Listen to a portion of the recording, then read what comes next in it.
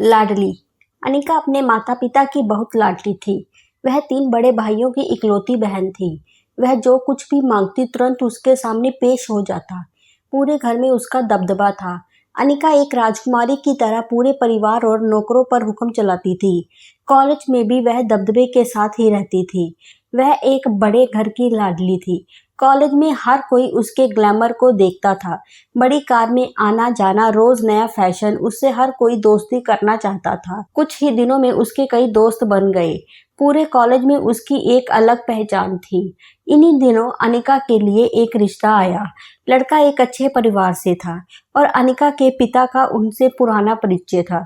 अनिका के साथ कोई जबरदस्ती नहीं थी, लेकिन अनिका ने फिर भी हाँ कहा, क्योंकि वह अपने परिवार से बहुत प्यार करती थी। वह जानती थी कि वे लोग उसके बारे में केवल अच्छा ही सोचेंगे। लड़के का नाम यश था। यश बहुत पढ़ा लिखा और समझदार लड़का था। ससुराल वाले भी बहुत अच्छे थे। ससुराल में भी अनिका का स्थान वही था जो मायके में था। अनिका की सलाह के बिना कुछ नहीं होता था। वह सबकी लाडली बहू बन गई थी। तभी उसके घर एक बेटे का जन्म हुआ। पोता पाकर ससुराल वाले बहुत खुश थे। अनिका कभी कभी सोचती कि वह कितनी भाग्यशाली है। सभी उससे बहुत प्यार करते हैं। जीवन में चाहे कैसा भी समय आए, मेरे प्रियजन हमेशा मेरे साथ हैं। मैं कभी अकेली नहीं हो सकती। मैं कितनी भाग्यशाली हूँ। लेकिन शायद अनिका की खुशी को उसकी ही नजर लग गई। एक दिन उसने अपनी माँ के घर जाने की जिद की। यश बिजी था, लेकिन फिर भी वह उसे ले गया। रास्ते में उनकी कार का एक्सीडेंट हो गया। अनिका, यश और बच्चा गंभीर रूप से घायल हो गए। कई दिनों के इलाज के बाद यश और बच्चा तो ठीक हो गए, लेकिन अनिका पूरी तरह से ठीक नहीं हुई। सिर पर चोट लगने के कारण उनकी आंखों की रोशनी चली गई।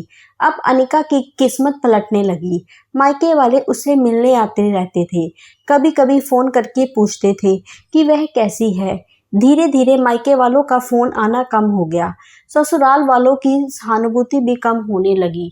घर पर वह किसी को अपने पास बैठने के लिए कहती तो जवाब मिलता कि बहुत काम है।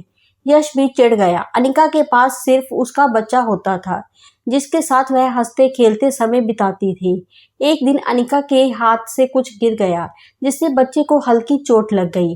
अनिका के सास ससुर ने बच्चे को उससे अलग कर दिया, ताकि उसके अंधेपन के कारण बच्चे को कोई नुकसान ना हो। अनिका अंदर से टूट चुकी थी। एक दिन जब उसने सबके सामने अपनी माँ के घर जाने की इच्छा जताई तो यश तुरंत उसे माँ के घर छोड़ आया, क्योंकि वह भी यही चाहता था।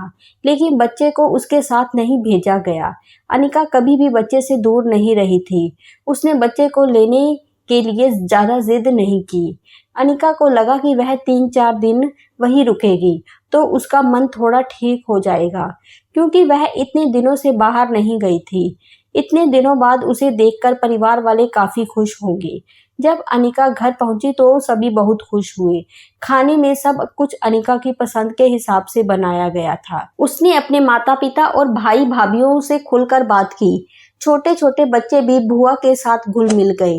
रात को जब वह सोने से पहले अपने कपड़े बदलने लगी तो उसे एहसास हुआ कि उसका बैग बहुत भरा हुआ है।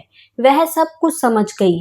वह बहुत दुखी हो गई। कुछ दिनों तक सब कुछ ठीक रहा, फिर सब कुछ बदलने लगा। सबका व्यवहार बदल गया था। वे लोग अनिका से परेशान हो चुके थे। हर कोई पूछता रहता कि यश तुम्हें लेने कब आ रहा है। वह बहाने बनाती थी, क्योंकि वह जानती थी कि अब उस घर में उसके लिए कोई जगह नहीं है। एक दिन उसके हाथ से एक कीमती फूलदान टूट गया। छोटी भाभी ने खूब हंगामा किया। अनिका के माता पिता रोज रोज के झंझटों से तंग आ चुके थे। उन्होंने अनिका को ले जाने के लिए यश को खुद बुलवाया। यश अनिका को अपने घर ले जाता है।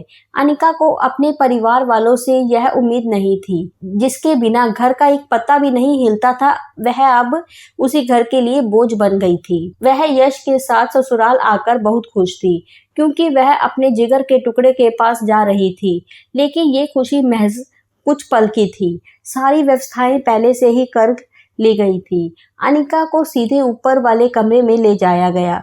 बच्चे से दूर रहने की कड़ी चेतावनी दी गई। कांता नाम की नौकरानी को उसकी जिम्मेदारी सौंपी गई, जो उसके खाने पीने और कपड़े जैसी जरूरतों का ख्याल रखती थी। अनिका ज्यादातर चुप रहती थी। कभी कभी नौकरानी कांता से थोड़ी बातचीत कर लेती थी। उससे बच्चे के बारे में पूछ लेती थी। अब सबकी लाडली बेटी और बहू सबके लिए बोझ बन गई थी। उम्मीद करती हूँ ये स्टोरी आपको पसंद आई होगी। हमें अपनी राय ज़रूर बताएं। कहानी पसंद आई हो तो चैनल को लाइक, कमेंट्स और शेयर ज़रूर करें। चैनल पर आप नए हैं तो चैनल को सब्सक्राइब ज़रूर करें। धन्यवाद।